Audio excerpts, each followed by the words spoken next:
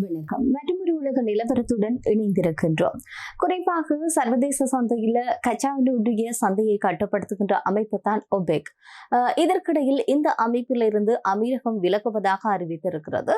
இதற்கு பின்னால் இருக்கக்கூடிய காரணம் என்ன? இது எவ்வளவு தூரம் உலக நாடுகளுக்கு ஒரு அச்சுறுத்தலாக அமைய போகிறது? அதே நேரத்தில் இந்த ஒரு விடயம் இந்தியாவிற்கு எப்படி சாதகமாக அமைய போகிறதுன்னு சொல்லி பல விடயங்களை இந்த காணொளியில நாங்கள் பார்க்க போகின்றோம். அந்த வகையில சர்வதேச கச்சா எண்ணெயினுடைய சந்தையில ஒரு மிகப்பெரிய பூகம்பம் ஏற்பட்டிருக்கிறது என்று தான் சொல்ல வேண்டும். கடந்த 60 ஆண்டுகளுக்கு மேலாக கச்சா எண்ணெயினுடைய உற்பத்தியை கட்டுப்படுத்தி வந்திருக்கக்கூடியதாக ஒபெக் நிறுவனமும் அதே நேரத்தில் ஒபெக் பிளஸ் நிறுவனமும் காணப்படுகிறது. எனவே அந்த கூட்டணியில இருந்துதான் ஐக்கிய அரபு அமீரகம் வெளியேறுவதாக மே மாதம் 1ஆம் தேதி வெளியேறுவதாக சொல்லப்படுகிறது.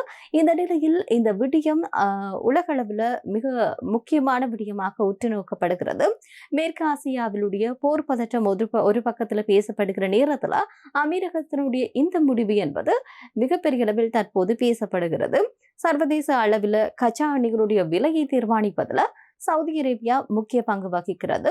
எனவே சவுதி அரேபியாவிற்கும் அமீரகம் வெளியேறியது என்பது மிகப்பெரிய ஒரு அடியாகத்தான் பார்க்கப்படுகிறது. குறிப்பாக சவுதி அரேபியாவிற்கு அடுத்தபடியாக மிகப்பெரிய அளவில் இந்த கச்சா எண்ணெயை உற்பத்தி செய்வதாக அமீரகம் காணப்படுகிறது. ஒபெக் அமைப்பினுடைய மொத்த உற்பத்தியில 12% அமீரகம் வழங்கி வருகிறது என்று சொல்லலாம். இத்தகைய ஒரு முக்கிய நாடு இதுல இருந்து வெளியேறுவது என்பது ஒபெக் கூட்டமைப்புக்கும் அதனுடைய தலைமை நாடுகளுக்கும், அதாவது தலைமை நாடாக இருக்கக்கூடிய சவுதி அரேபியாவிற்கு மிகப்பெரிய ஒரு சிக்கலாக பார்க்கப்படுகிறது.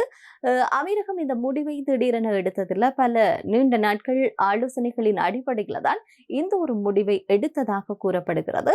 அமீரகத்தினுடைய இந்த முடிவுக்கு பின்னால ஒரு நீண்டகால திட்டமும் இருப்பதாக சொல்லப்படுகிறது. ஒபெக் அமைப்பில் இருக்கக்கூடிய நாடுகளானது கச்சா எண்ணெயினுடைய விலையை நிலையாக வைத்திருக்க உதவுகின்ற ஒரு விடயமாக இருக்கிறது. அதே நேரத்தில் உற்பத்தியை குறைக்க வேண்டும் என்ற விதியை பின்பற்ற வேண்டும். அதாவது கச்சா எண்ணெயுடைய சரியாமல் இருக்கணும்.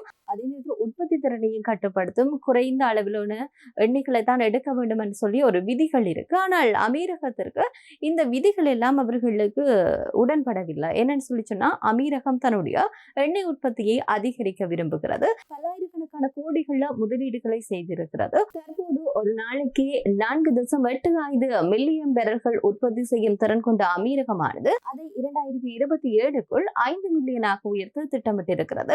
ஆனால் ஒபெக் விதிகளின்படி பார்க்கிற போது அமீரகம் ஒரு நாளைக்கு 3.4 பில்லியன் பேரல்கள் மட்டும்தான் ஏற்றுமதி செய்ய முடியும். எவ்வளவு முதலீடு செய்தாலும் அவர்களால் முழுமையான உற்பத்தி செய்ய முடியவில்லை என்று சொல்லி ஒரு அதிருப்தி தான் இந்த அமைப்புல இருந்து அவர்கள் விலகுவதற்கான மிக முக்கியமான காரணம் என்று சொல்லி விமர்சகர்கள் கருதுகின்றனர். தற்போது பிரெண்ட் கச்சா எண்ணெயுடைய பெறல் ஒன்றானது $110.74 விற்பனை செய்யப்பட்டிருக்கிறது. எனவே மேற்கு ஆசியாவில் நிலவக்கூடிய இந்த போர் பதற்றம், அதனூடாக சரக்கு கப்பல்கள் செல்வதில் இருக்கக்கூடிய சிக்கல் காரணமாகவும் இப்போதைக்கு எண்ணெய் விலை என்பது குறைவதற்கான வாய்ப்புகள் இல்லை என்று சொல்லலாம். எனவே இந்த வாய்ப்பை பயன்படுத்திக் கொண்டு அமீரகம் தன்னுடைய முன்னேற்றமான பாதையில் செல்வதற்கு முயற்சிக்கிறது. இனி ஒபெக் கட்டுப்பாடுகளும் இல்லை, அவர்களுடைய விடயங்களும் இதுக்குள்ள இருக்காது என்பதும் அமீரகத்திற்கு ஒரு சுதந்திரமான வர்த்தக பாதையை திறந்து விட்டிருக்கிறது. இதனால கச்சா எண்ணெய் எதிர்காலத்துல இவர்களுடைய இந்த வெளியேற்றத்தினூடாக சில நேரங்கள்ல குறையக்கூடும் என்று சொல்லியும் எதிர்பார்க்கப்படுகிறது. அதிகளவு கச்சா எண்ணெயை விற்க முடியுமானால் அமீரகத்திற்கு அதிக லாபம் தரக்கூடியதாக இருக்கும். சந்தைக்கு கச்சா எண்ணெயும் அதிகம் செல்கிற போது அதனுடைய விலையும் என்பது கட்டுப்பாட்டிற்குள் வரும் என்று சொல்லி எதிர்பார்க்கப்படுகிறது. இது இந்தியாவிற்கு ஒரு வகையில நல்ல செய்தியாகத்தான் இருக்கிறது என்று சொல்லி சொல்லப்படுகிறது.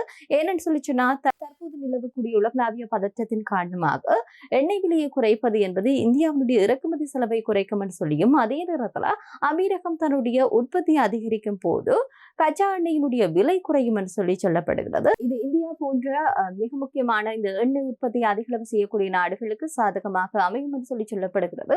அது மட்டுமன்றி இனி அமீரகத்திற்கு எந்த விதமான கட்டுப்பாடுகளும் இல்லை. எனவே அவர்கள் அதிகப்படியான எண்ணெய்களை பெற்றுக்கொள்வதற்கான வாய்ப்பாக இருக்கும். குறிப்பாக தனித்தனியாக லாபம் சம்பாதிப்பதற்கு பதிலாக கூட்டாக இணைந்து லாபம் சம்பாதிப்பது என்பதுதான் ஒபேக்கினுடைய மிக முக்கியமான விடயமாக இருந்தது. ஆனால் அந்த அமைப்பில் இருந்து அமீரகம் வெளியேறியதானது அதனுடைய அடிப்படையை ஆட்டங்காண செய்ய வைத்திருக்கிறது.